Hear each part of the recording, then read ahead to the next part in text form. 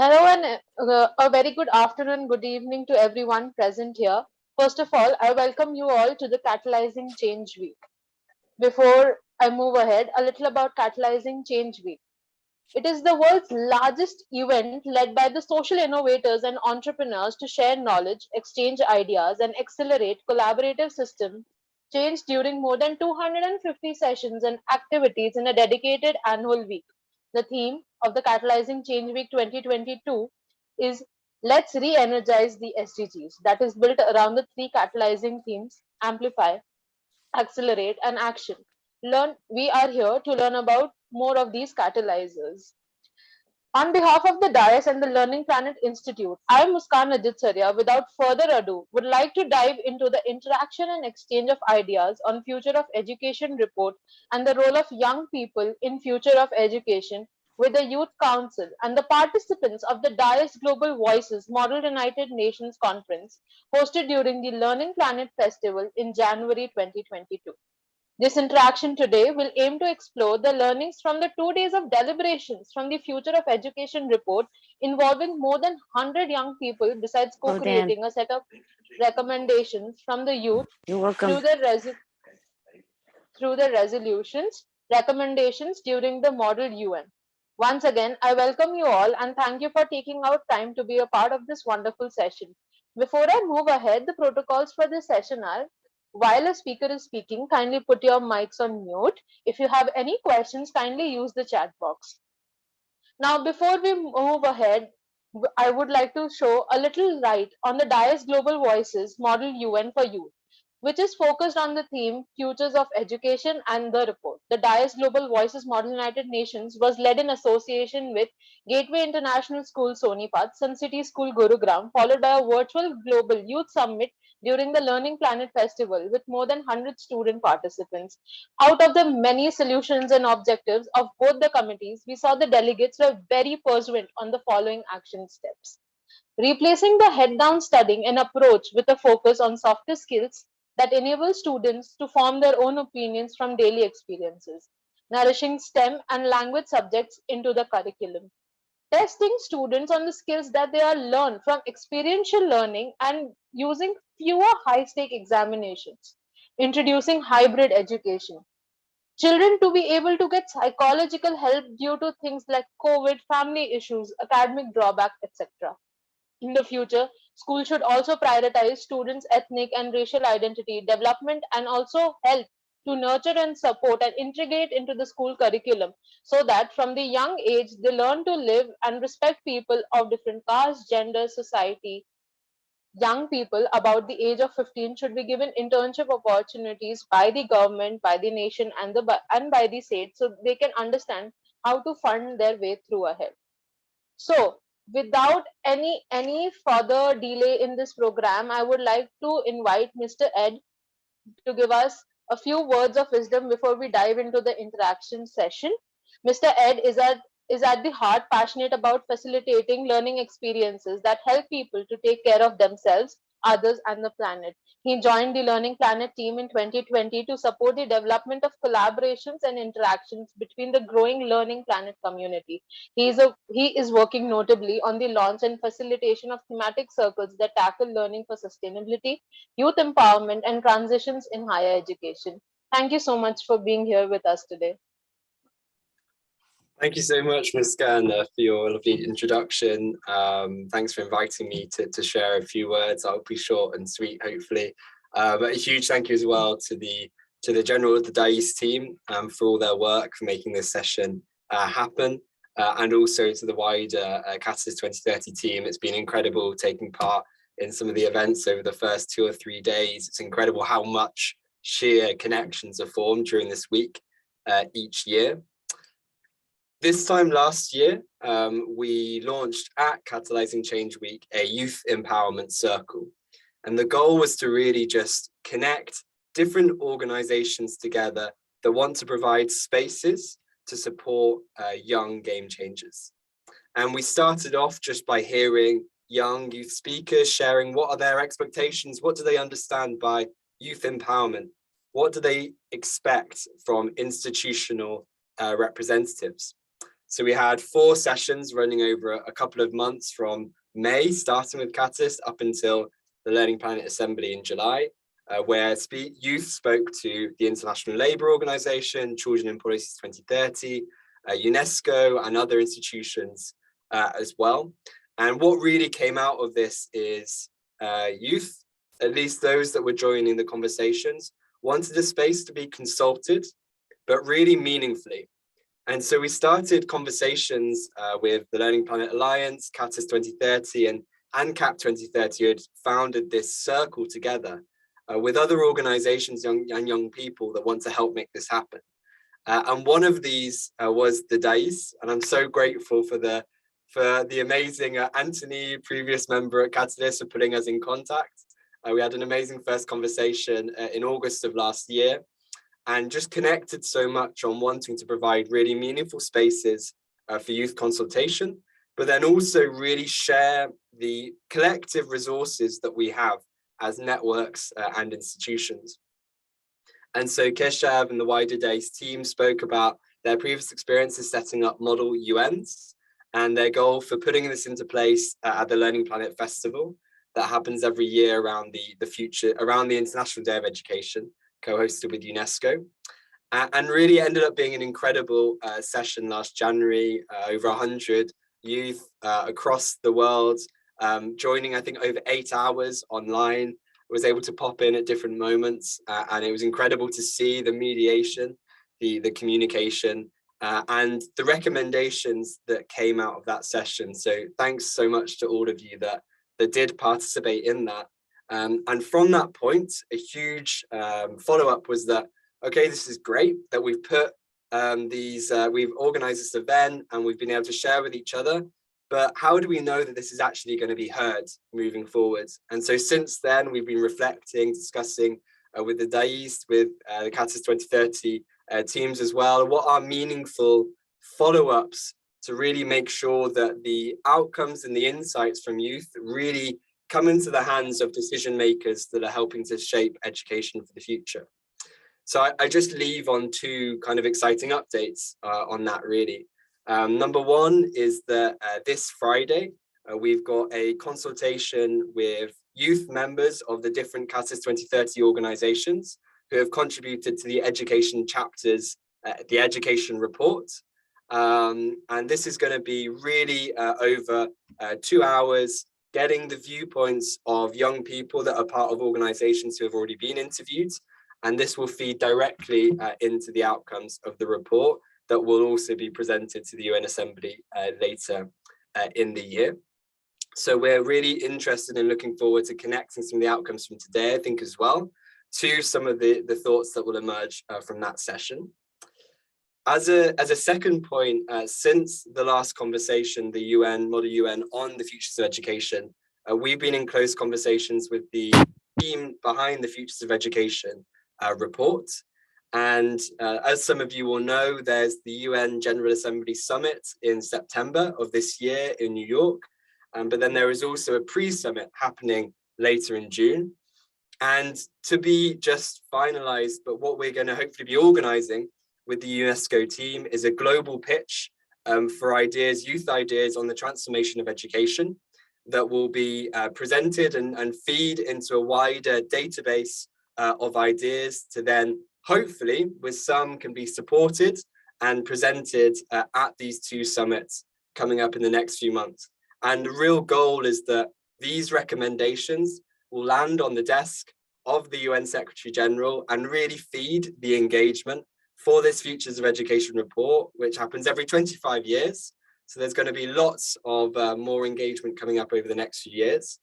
And so we'll be, of course, keeping you up to date with this from the Learning Planet team, but really want to thank you for helping to trigger these explorations, these conversations. And yeah, really looking forward to hearing some of the updates from this session as well. So thanks so much, Muskan, and to the team, and have a great session ahead. Thank you so much, Ed. And it has truly been a wonderful experience working with Learning Planet, working with Catalyst 2030, understanding so many things that can be materialized, things which are long term.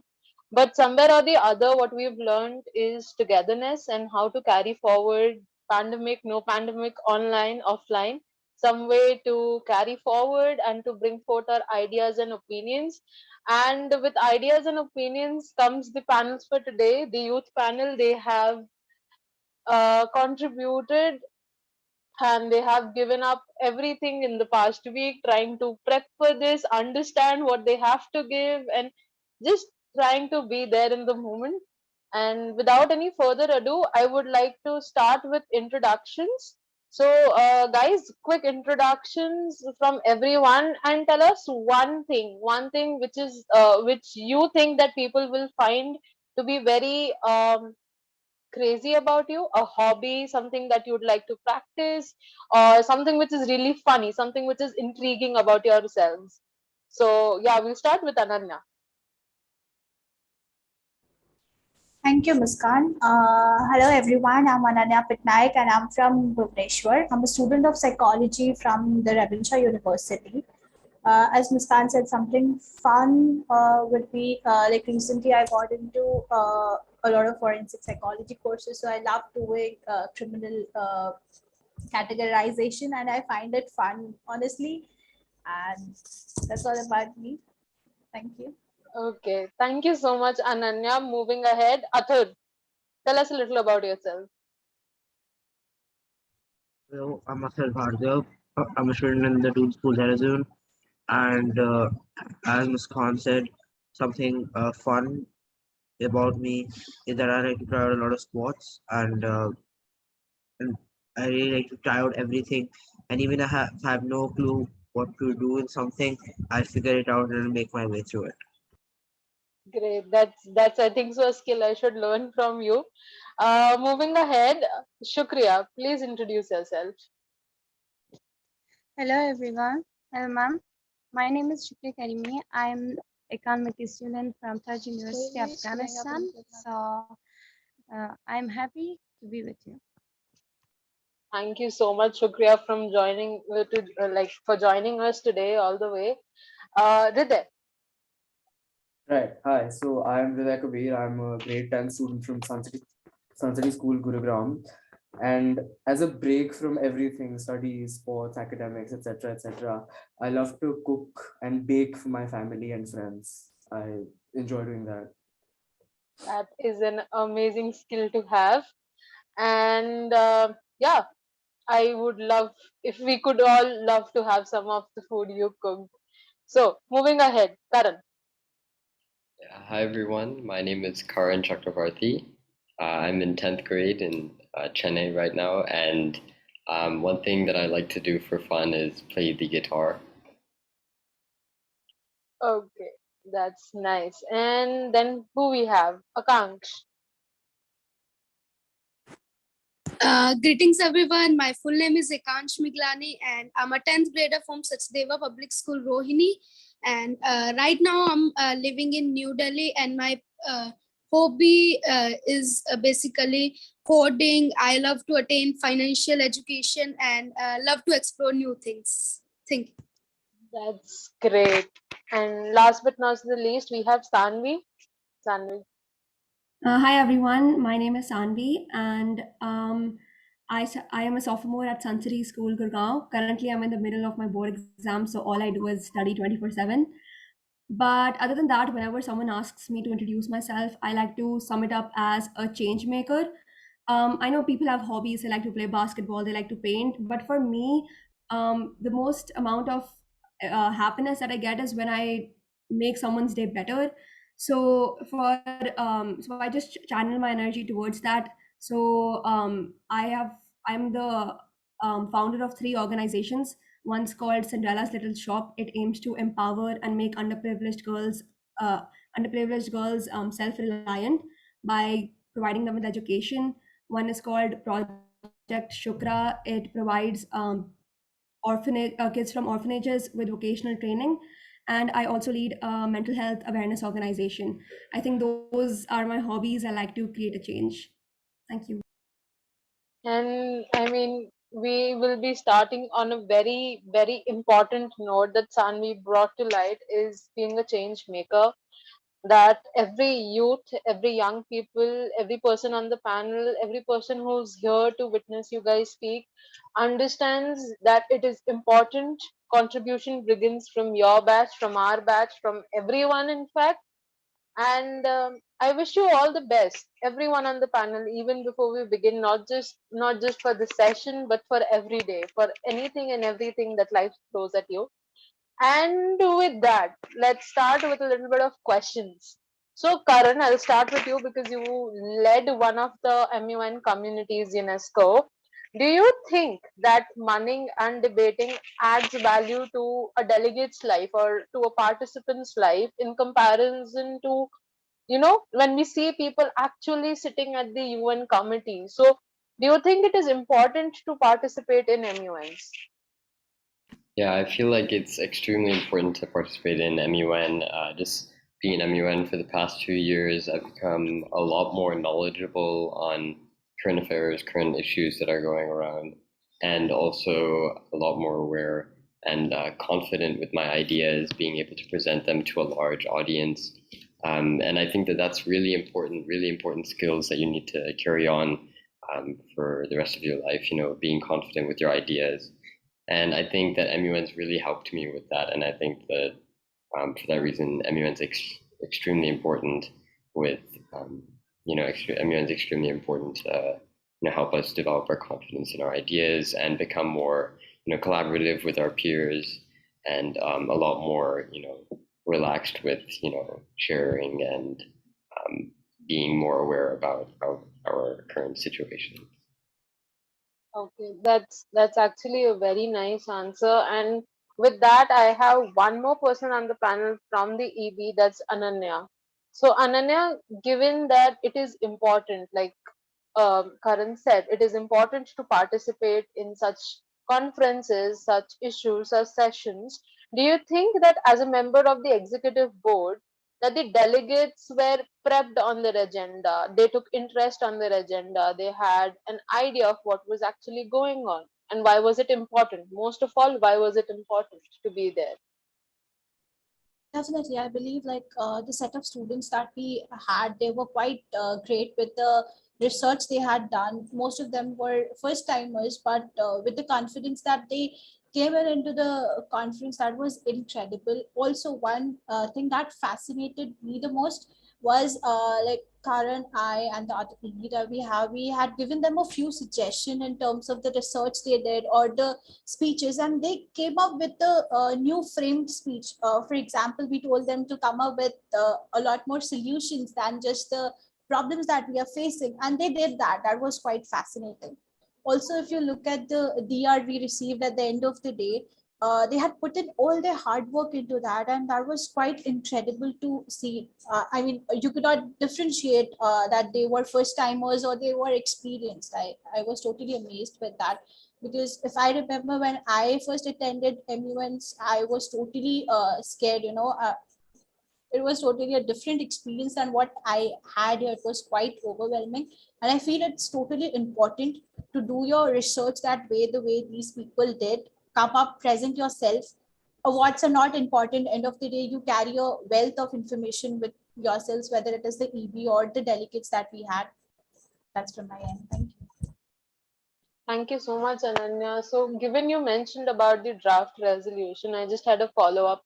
That do you think those resolutions that the students put up, and I read out a few in the beginning of the session, do you think they are tangible? They are things that we should actually work towards, make policies, and try to reach to authorities who can make that happen?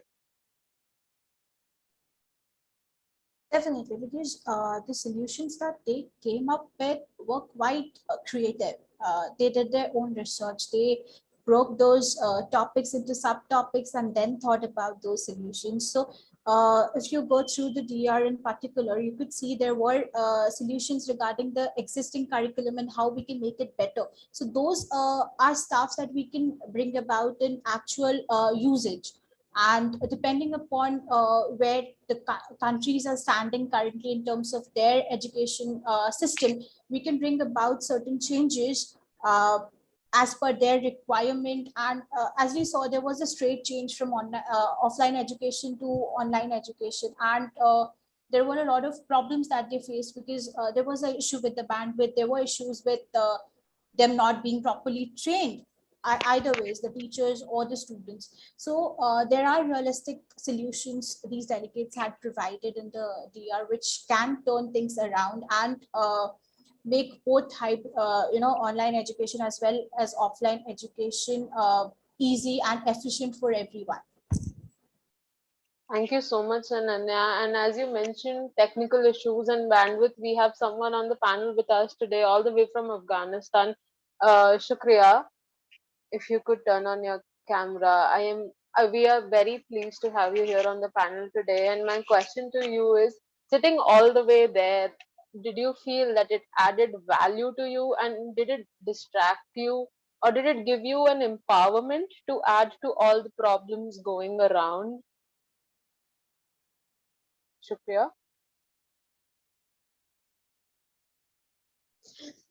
Sorry, ma'am.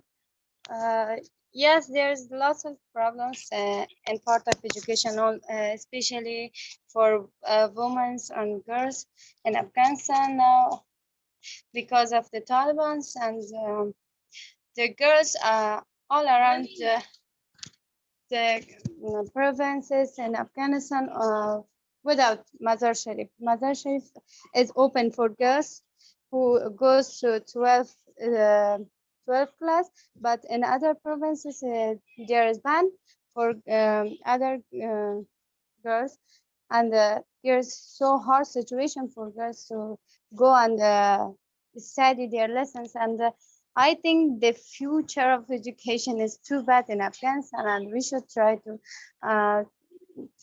hard to go to the universities, to schools, and try to make our future, and do not fear from the Taliban. All the more power to you, Shukriya, and like to everyone on this call as well, that however hard it is, you actually need to carry on. Someday, somewhere, some solution will pop up. And and with that, I would like to ask Sanvi and Akansh, what is your opinion on the future of education report? Because it is not restricted to academic changes, like we were talking about. It's not restricted to academic changes. It includes soft skills as well. So, what do you think you can do to implement that in the regular academics schedule? So, Akansh, followed by Sanvi. Yes, firstly, thank you so much for giving me an opportunity to present my opinions. Yes, I totally agree with your statement. We all know that right now, in context of India, our academic is solely based on rote learning. The students are pressurized to cram the question and answers. In actual, they are not made to feel the real world about how the world goes around. As we know, in COVID period, because of lack of financial education, particularly lack of emergency funds, a lot of people suffered. Not even a lot, but everyone suffered in one way or other. That's why soft skill like financial education, computers, technology, sexual education, marketing, and a lot more have to be added in the curriculum. But again, not for grades, but for teaching them how the real world goes around. Certainly, as an individual, we can take few steps like awareness. Yes, thank you. Okay, Sanvi. So I personally believe that soft skills can only be developed when we have in-person learning. So I know so many of us believe that the future of learning is e-learning, but personally I believe that completely being dependent on technology will eventually take away the creativity that is imbibed in students at a young age through in-person learning. And having a balance of technology and traditional methods is vital in order for us to achieve the best quality education possible for the youth. And then again, quality can be different for everyone. Something which I prefer and think is the best possible way for me to learn something might not be the same for you. Some people are visual learners, some people understand better when they read the info they're trying to process. And quality education is education that is focused on each individual, and having a balance of technology and traditional methods is vital. So, I like to give example. At my school, every week we have a circle time where we talk to each other about the difficulties we faced last week and how we overcame them. And this has really helped us understand how different people solve different problems. And I feel like activities like these can really help people develop soft skills by just learning from their peers at school. Thank you. That is exactly something I would like to say is a really good example. And I commend your school on that for having something like a circle time. I see the idea of a circle time should not just be restricted to school students. I think so it should happen between friends, should happen between peers, working groups with people who are at offices, because sometimes you are under a lot of stress, you are under tremendous stress, and you do not know what to do. Sometimes you think that if you tell someone, if you talk to someone, it's more like venting or ranting out, and you pull back. But having a structured development or having a structured idea of like a circle group where people can actually come up and speak about things would be an amazing, amazing prospect. And I really hope that everyone, like everyone from all corners, can, understand this and imbibe it and probably take notes. I would say take notes from the ideas you guys are giving us today. And like you said, investment of time, quality education, the quality is different for everyone. Atharvan, there from that, I have a question for you guys. As a delegate, did you feel that it is important for you guys to be a part of co-curricular activities like an MUN? And do you feel that the Dais Global Youth Model United Nations, because it was held online, was worth the investment of your time? Because a lot of people give much, much, much higher value to offline ones, but because of the pandemic, the shift, a lot of changes had to be made. So Athar, followed by Hriday. Thank you for giving me the chance to speak here. And today I just want to say that I think it's completely worth my time, uh, mainly because I've done both offline MUNs and I've done online MUNs. And the main difference I felt was very minimum because passing chits is like the same as chatting online. And you can do better research online as well because you have Google and you have a bunch of other things that, you know, uh, a bunch of other things that you can use as resources. And yes, I think this is definitely worth my time. And one reason it was definitely worth my time is because I got to see other people. I uh, I got to experience people from other schools, other countries, and I got to know their perspective about my country as I was a delegate of Dubai. So I got to know what people think of my country as like the delegates as well. And it was overall a fun experience. And I always believe that extracurriculars are important for for your college applications and all. But I also believe that extracurriculars are supposed to be fun, and if you don't have fun in them, then I guess they are almost like class. So Okay, that's something everyone has to understand. Essentially, people who are trying to convince their parents that they have to go for co-curriculars, that it's both equally academics and fun, and it takes the stress off your shoulders. So, Hriday, what's your opinion on it? So I think it is important for one to be exposed to concepts like MUNs. It not only improves our oratorical, research, analytical, and problem-solving skills, but also helps in expanding our spheres of knowledge about global problems. MUNs help boost one's confidence and develop leadership skills, as well as teamwork, which are all skills we will need in the future throughout our careers. And through MUNs, we get a chance to practice them while we're a student. It is during such events where we think creatively to get to the bottom of the toughest problems the world faces. For example, the war in Ukraine, crisis in Lebanon, or education in India. The Dais One, even though held online, was totally worth participating in. It was a great learning opportunity for all the delegates, where we dug deep into present day education systems and the flaws in them. An MUN, be it offline or online, I believe, will never be a waste of time, as the amount an individual learns during one is immense and will surely be helpful in the future. From giving speeches on the spot, diplomatically handling tough situations, to thinking of the most unique solutions are a few of the many things one learns during this wonderful experience. I would highly recommend all the listeners to participate in upcoming MUNs, especially the next editions of the Dais Month organized by Keshav Sir and the wonderful Dais team. Thank you so much, Hriday. And I hope that everybody takes back a little piece of knowledge and a little piece of self understanding from any co curricular that you attend, be it MUNs, be it the DIAS model, United Nations, anything at that. And that brings me to my next question that I would like to pose to Sanvi and Akansh. That is, do you find that the future of education report was a relevant discussion that was to be decided and debated upon by students, mostly young people as delegates, or do you think it is something that should be left to the authorities? Sanvi followed by Akansh. I strongly believe that the future of education, the topic is a very relevant discussion to be decided and debated upon by students majorly because they are the ones who are experiencing a current form of education and can think of creative solutions and new forms for the youth of the future. Getting the opportunity to participate in the Model UN organized by Dais on the Future of Education report gave me an immense amount of knowledge and alarmed me regarding the importance of the future of education and how vital it is to discuss it and act upon it.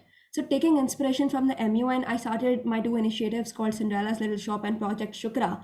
And I helped underprivileged teenage girls to become self reliant by providing them with education and teaching them basic skills like sewing alongside. The whole vision was to help them become independent and providing them with both an education and a steady income. And I believe things like these can really help people from all sections of the society develop. And initiatives like these can be taken by students, and we all can help bring a change. We shouldn't just leave it to the authorities. All of us can help make a change, no matter what our age is. Thank you. Thank you so much, Sanvi. And I think so, instead of the phrase being that help starts at home and you help your own selves, it should be that it's not just help, it is encouragement, it is empowerment, and it is all support. You give it to yourself and you give it to others equally. So, yeah, Akansh, over to you. Yes, I totally agree with her. We all know that in a good democracy, power is shared among with those who has its effect and who will live with its effect.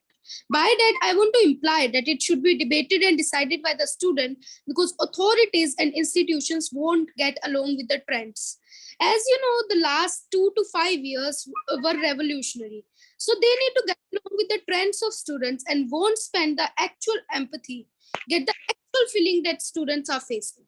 But yes, the final decision should be taken by students' advisory, by authorities, because until they don't get the maturity and laid foundation on how a decision should be taken and what will push them in the path of brightness, till that age, it should be taken by authority on student advisory, obviously. So, yes, I believe that the student should be given importance in deciding about their future.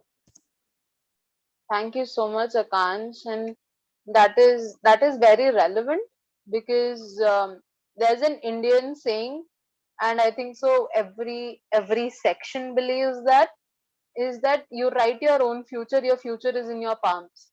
So your lines change according to the actions you take.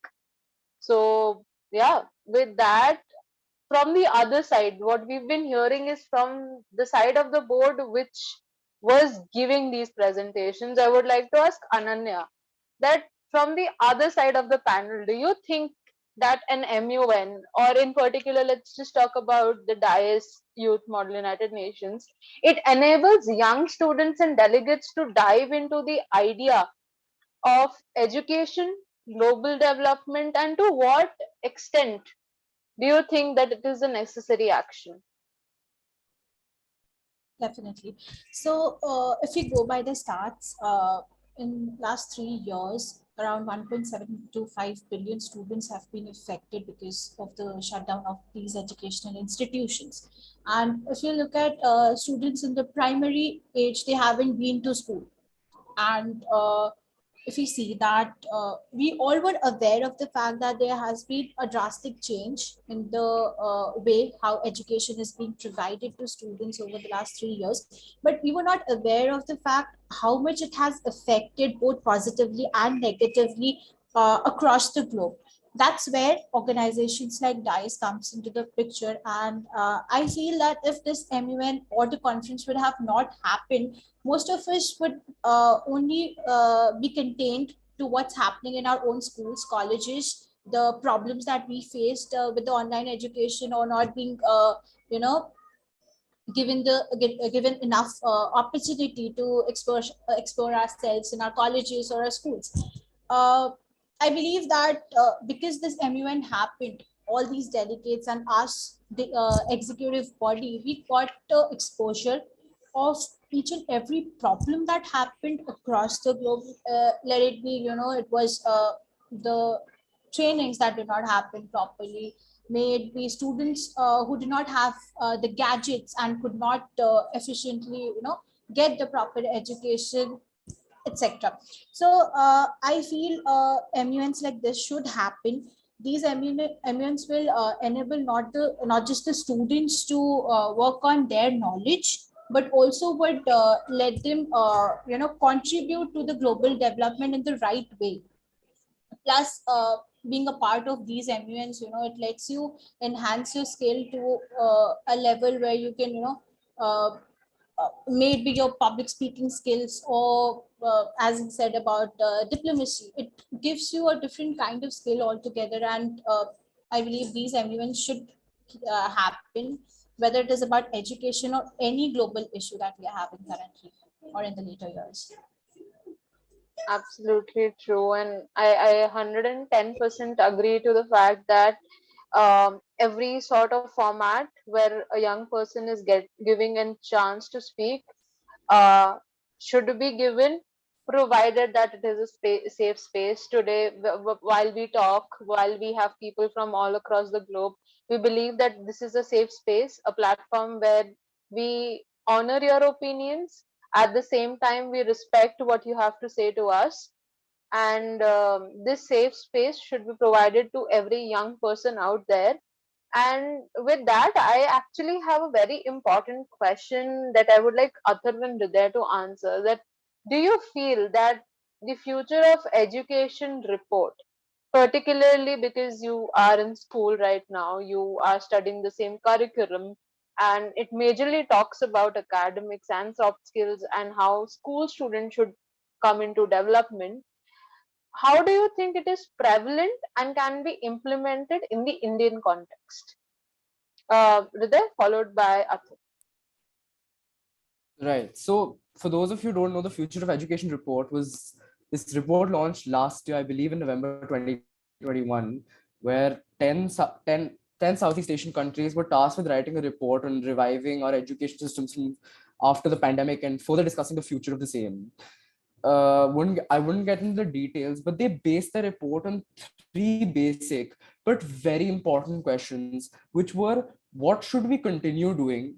What should we abandon? And what needs to be creatively invented afresh?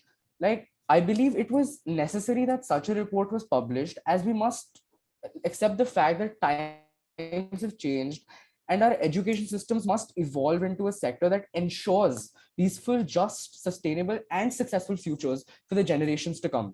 Speaking of the Indian context about the same, there are several problems faced in our country when it comes to education. We must think about the answers to those three questions that the 2021 report was based on. I believe that there are many ways by which our country can improve in terms of education. For example, the 2021 report emphasizing pedagogy and how it should be organized around the principles of cooperation, collaboration, and solidarity, or increasing the importance of technology in education. One of the few initiatives that has been taken in India to improve education was by the FICCI, the Federation of Indian Chambers, well, called Vision 2040, which I believe is aimed at the development and betterment of higher education in India. And something common in both the 2021 report and Vision 2040 were that they wanted education to have 21st century skills of creativity, critical thinking, communication, and collaboration to be included into the curriculum rather than just rote learning. Even the Indian government has started discussing about the changes the education system needs since last year. In school, I think we often hear people talking about the new education policy. I think it's high time we work towards building better education systems. And the 2021 report was a step in the right direction, which will lead to better and more prosperous futures for the upcoming generations. Thank you so much for that. That was like really substantial, to the point, very logical answer to the question. And on to you, Athar. So thanks for letting me share my opinion again. So with that covered most of what the Indian report was, but I'll tell you about what uh, what about the Indian context? So India is on the route of shaping the best doctors, physicists, and businessmen all over the world, and now allowing Indians to share their talents and show their talents all to the world. As long as India works on providing better education to its poorer side, I think India is on the correct path and has genuinely evolved over the last few years. The curriculum needs to be changed in mass though. Being an IGCSE student from Cambridge, I feel that the ICSE or the CBSE Indian curriculum lags behind a lot in mainly practical skills because I have to give exams on practicals, for example, chemistry, physics. I have to give uh, like exams for practicals that gives me practical skills. So if I need that for my job or whatever I want to do in the future, it helps me with that. But I have experienced ICSE before, and I know that it's purely book based, all book knowledge, and it's basically knowledge that you can find on sources or resources like Google, and you don't need to go over them over on and on in them with again. But the practical skills are a thing that if you start from early basis, like I'm starting from grade 9, then that will really help in the long run. So aside from that, they might need to make their classes more advanced because I've looked at international boards like IB and IGCSE, and I've looked at the courses are way more advanced than whatever ICSE is offering, and a change in curriculum and how that works is going to be a big step in the way. And as Hiride said, I don't know if it's correct or not, but if they are working on improving the curriculum of the CBSE and the ICSE, then that is a major a step up for India compared to what's going on in the outside world. So thank you. Yeah, I will have a follow-up question to that, but like a few tidbits. I myself studied in both ICSE and CBSE, and there is a lot that has happened right from when I finished my school to what uh, people, I would say, my brother. Very immediate answer to that is I look at his curriculum, his activities. A lot has changed in the past few years, and yeah, it is on a way to development, and I would say it's more of like a renaissance of its own, the system of education where we're trying to fight for things that we want. But I thought there was one thing that I felt I would have I would really want to ask you from your piece of opinion is that how do you feel that is there a way to inculcate what you're studying at IGCSE to ICSE or CBSE, or for that matter, um, for any student who's studying in a private school or a government school, at a Kendriya Vidyalaya, at an army school, how can those ideas of your curriculum be implemented into the other parts? Um, so I don't say that use IGCSE because it's a very complex type of paper, and you need all the equipment of like a lab that many schools might not have to give the papers. But let's say like a career decided, and you might want to implicate that on CBSE. For example, if let's say there's a curriculum for like biology and chemistry in which you want to become a doctor, maybe you can have like one big investment into a set which allows you to learn about the human body in a practical way.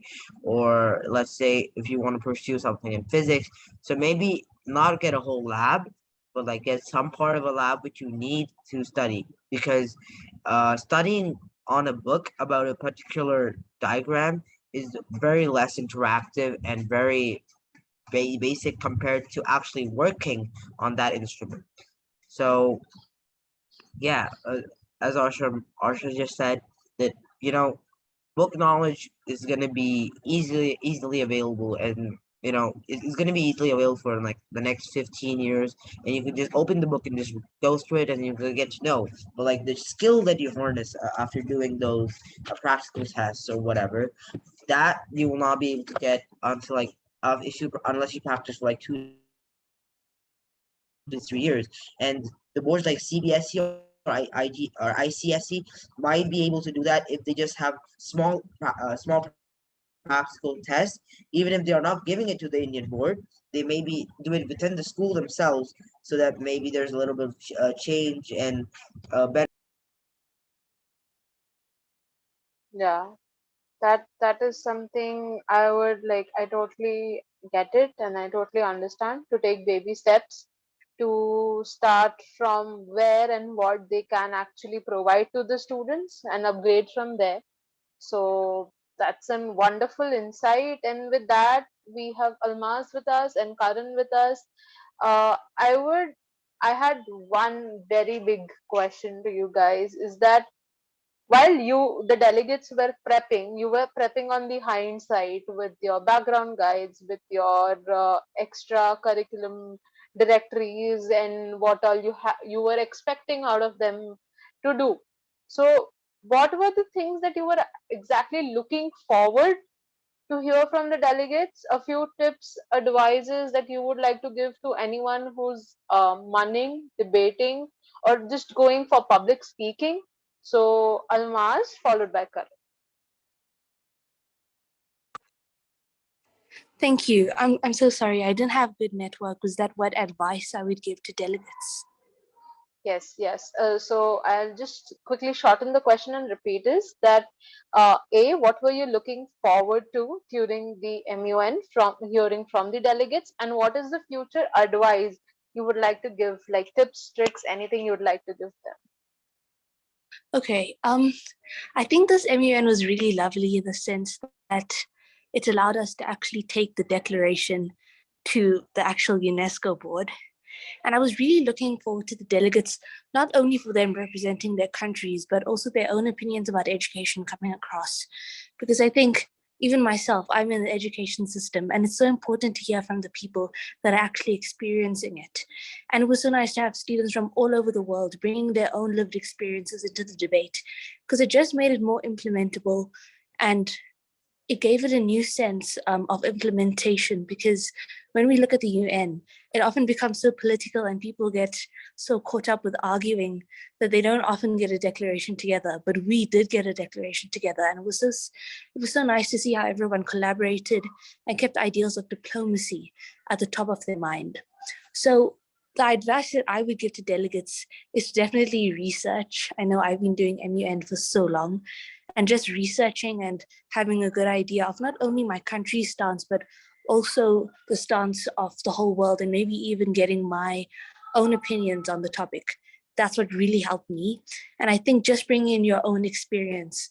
I think I remember one of the delegates, when they were talking, they brought in some of their own experience in school, how mental health was affecting them, and how what they saw for the future in the space and what they'd like to change themselves. And just bringing in that story brought a whole new perspective. And I think they ended up getting quite a good award. So yes, in a nutshell, that's the advice that I'd give and what I really enjoyed about the MUN. Thank you so much, Almaz.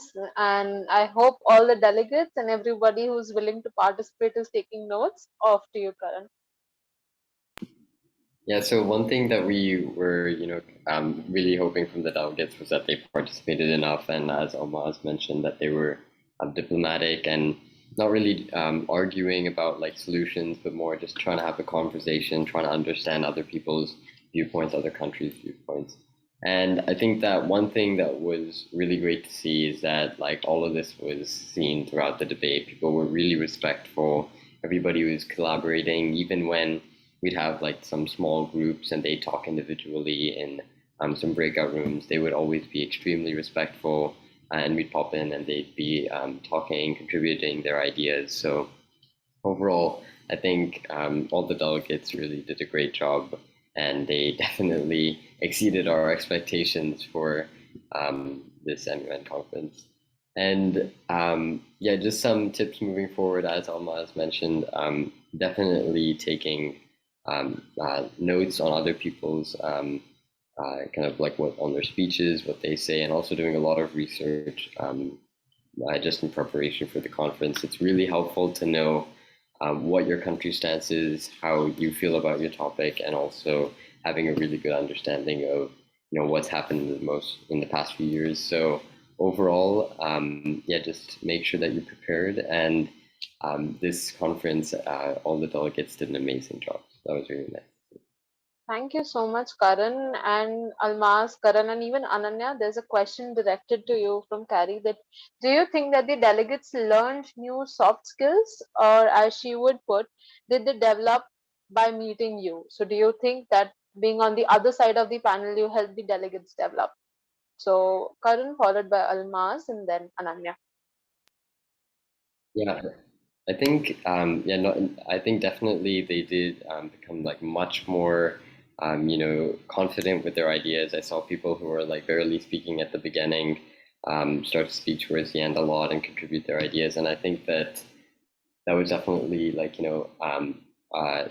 both from their side and also from the chairs who would like kind of push them, encourage them to speak, and also sometimes we would help them like write some speeches just to help them get started with the speech.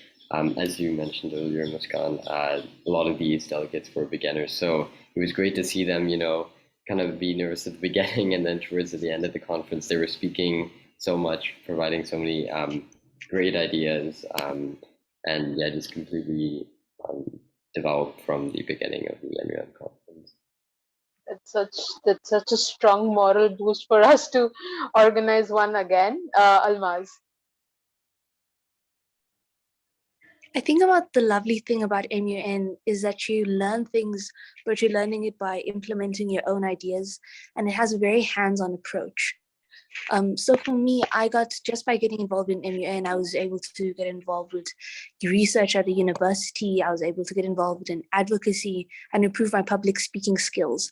So I think there's so many unintended skills that you do learn just by participating and volunteering to participate. And I think because I've participated and volunteered myself, I have gained experience, and it was such a privilege to be able to share that experience with the delegates.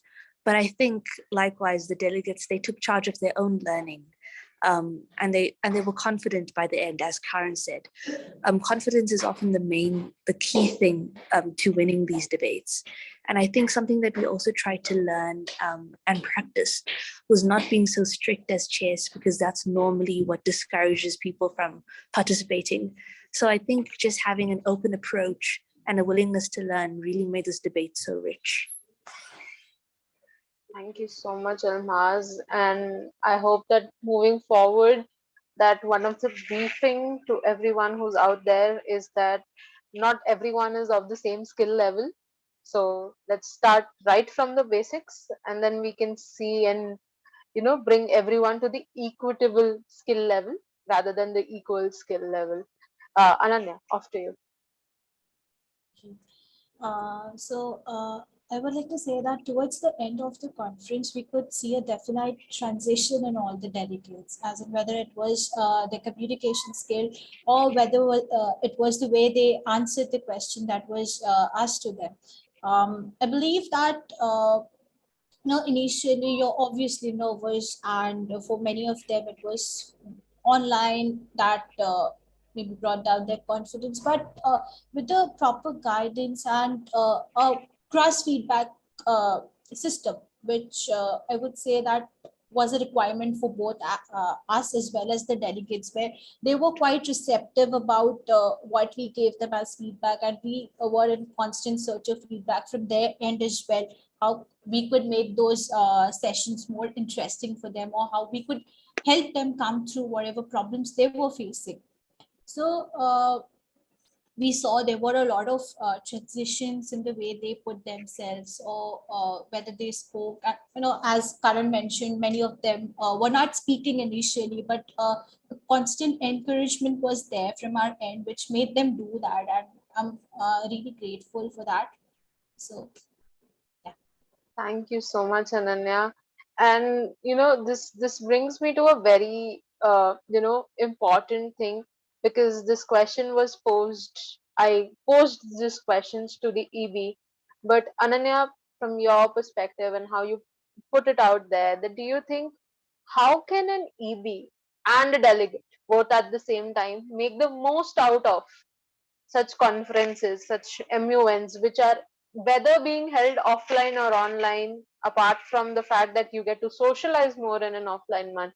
What do you think? How can they make the best out of it? We would put it.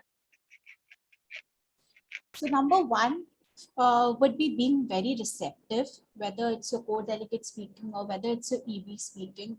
When you're listening carefully to what they are saying, you can come up with your own questions, and you can also frame your speeches well. That's what I feel. One more important thing is that always have a research paper handy with you, whether you're the EB or the delegate, doesn't matter. You can have a research paper handy with you. That will make you have a construct structure of what you're going to present or whatever you're listening, and you can always edit it depending upon the sort of information that you get from both the ends.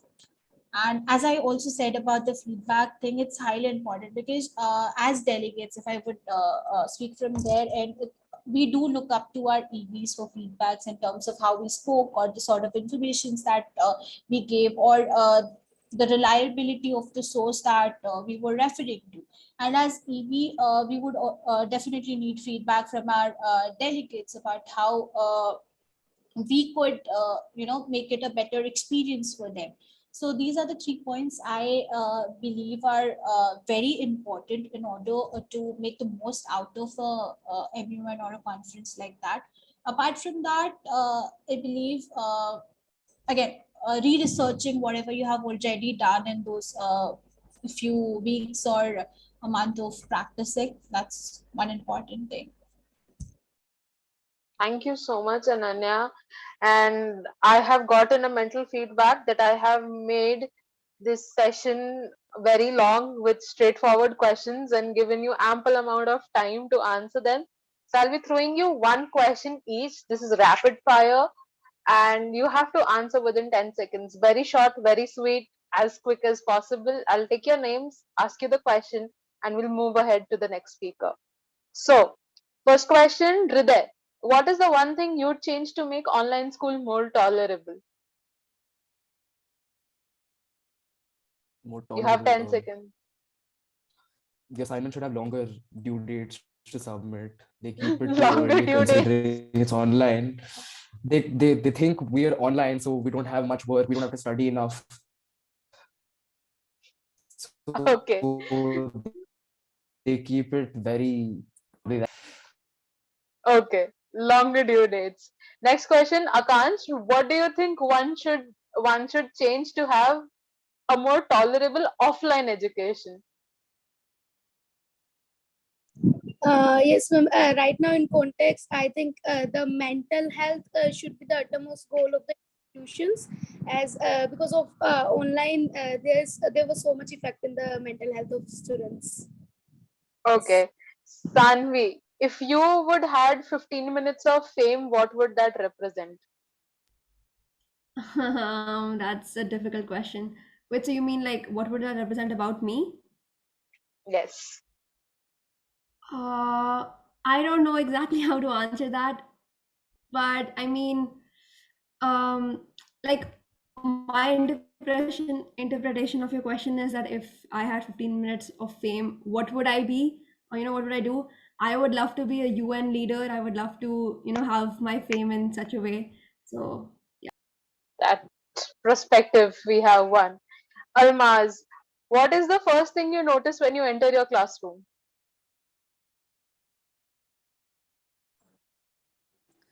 The clock, because I'm mostly late. Okay. And So, Karan, what would be the first thing you would add to the dictionary? A word that you would add, and what would it mean? I would say something about just youth empowerment. I'm not really too sure what the word would be itself, but hopefully something that rhymes with orange, so that there'll finally be something that rhymes with orange. Okay, something that rhymes with orange. Um, Ananya, if you could speak with the education minister, what would your agenda be? Like keeping a balance between the practical knowledge and bookish knowledge. Okay. And lastly, Athur, my question to you is what advice did you get was the most rewarding? What is one advice that you have gotten which has been the most rewarding? The most like the rewarding advice would be uh, live a live a good life, not a long one, because it makes me embrace and use my life, every second of it, in a very productive manner, and I make sure I have the most fun in every moment of my life. That's great, Atharv. And with that, I would like to ask anyone from the audience to give your opinions, your views. We have spoken for long enough. Asha ma'am, Bram, Shirley, anyone, you've been with us since the beginning of the conversation. Anything that you would like to say to the panelists? Carrie, you can just unmute yourself and go ahead. Hi everyone. I'm Shirley. I'm a university student at the University of Cape Town in South Africa.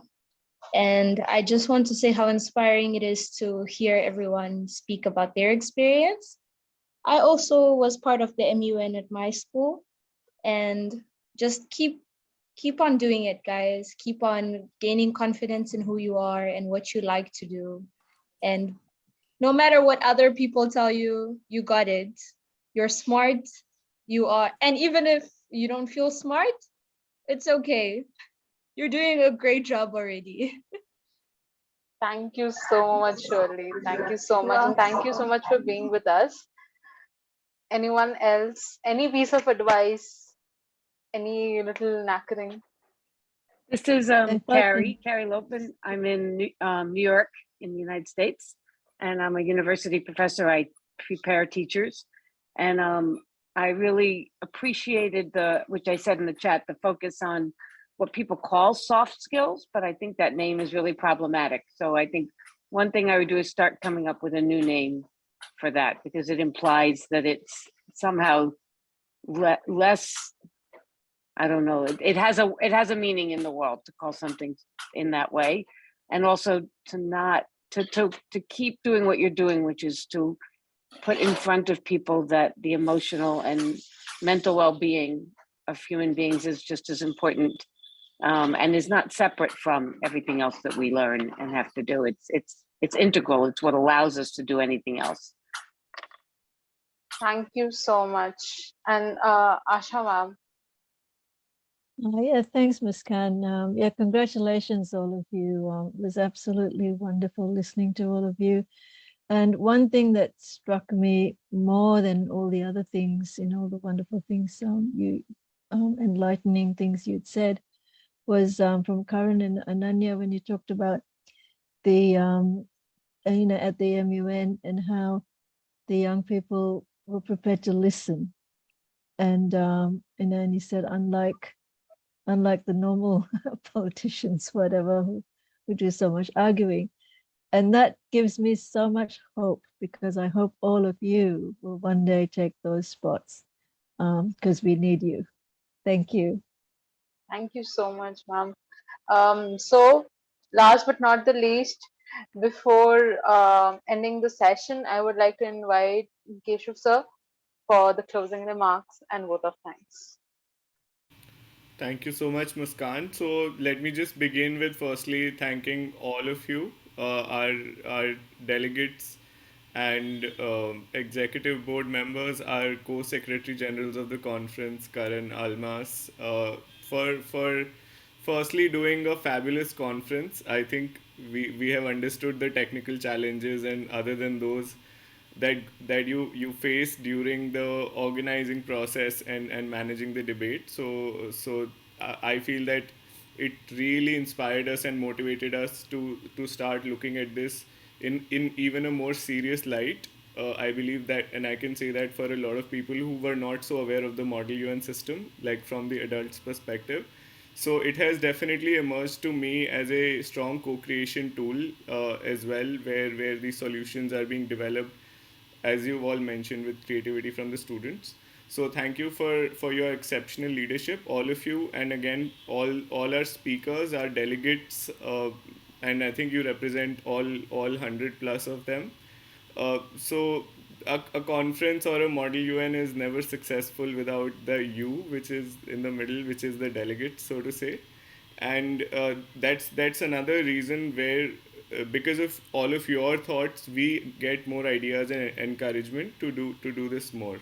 So, but I just wanted to also thank our Catalyst 2030 team. I think next month will mark our 1 year of being members of the Catalyst community. We met our Learning Planet Alliance team through Catalyst. Anthony was our colleague who made that possible earlier last year. So I think in a lot of way the spirit of Model UN is imbibed in an adult world at Catalyst, as I see different people from around the world, organizations, representing something for and aligned with the 2030 agenda. So I'd also like to thank Bram, who's here from Catalyst 2030 team with us today, and supported us through the call, along with the entire secretariat, Jeru, Asha, everybody for putting up such a, and all the other organizers of the whole Catalyzing Change Week around the world, for this amazing experience last 3 days. I've attended a few other sessions as well, very learning oriented. Uh, Further, I just also want to thank really the Youth Empowerment Circle, our youth council from the Learning Planet, which again, I think we have been collaborating now since last year on different projects. So your leadership, I think, speaks for itself. And again, like, congratulations on the completion of 1 year to, again, Catalyst, Cap 2030, all the partners of the Youth Empowerment Circle. Uh, just throwing a little light on the fact that now we are also putting together a Model UN conference with a school in the month of July, which will be a virtual conference. So that's something where we will be inviting you all again, and we hope that you will be able to join us. And then we will be again moving towards the International Youth Day in the month of August, where we have the Dais Game Changers Awards, which are designed for youth working on on-ground projects and campaigns on the SDGs, in social entrepreneurship, if they're artists. So there is, and we will be sharing all those links with you in the email. I think finally I would like to just conclude this with a strong call to action, where we have seen that a lot of young people have time and again proved and shown us the way, and they have a lot of constructive solutions, as is evident from our Model UN as well. But I think it's a call to action to organizations, institutions, to rally behind them, and to bridge that idea towards action. I'm just so moved with Sanvi's point about after how the Model UN inspired her to start two of her own real life initiatives. So I think if it was easier and Sanvi was supported with those initiatives further, maybe by other delegates who could be team members in the project, or by institutions like all of us, like Catalyst 2030 supports youth. So I feel that would give us bonus impact, I think, and a lot of support and encouragement to youth to amplify their projects. So that, I think, is our final message towards re-energizing the SDGs, which has been the theme of this year's Catalyzing Change Week. And yeah, so thank you once again, all of you. Thank you, Muskan, for your leadership again. and looking forward to connecting with you in the subsequent events. The Catalyzing Change Week is still ongoing, so I hope you're able to join in on the future events as well. Thank you, everyone. Thank you so much, sir. Thank you, everyone. Bye-bye.